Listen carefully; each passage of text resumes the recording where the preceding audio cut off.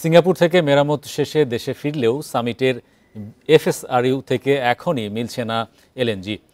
LNG সরবরাহ শুরুর আগেই আবারও দুর্ঘটনায় পড়েছে ভাসমান টার্মিনালটি।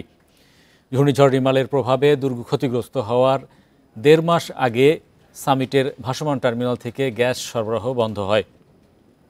সিঙ্গাপুরে মেরামত শেষে ১০ জুলাই টার্মিনালটি বঙ্গোপসাগরের মহেশখালীতে পৌঁছায়, তবে ১১ জুলাই সমুদ্রের তলদেশে ল্যান্ডিং প্যাডের সঙ্গে নোঙর করার সময় মেসেঞ্জার লাইনটি ক্ষতিগ্রস্ত হয়।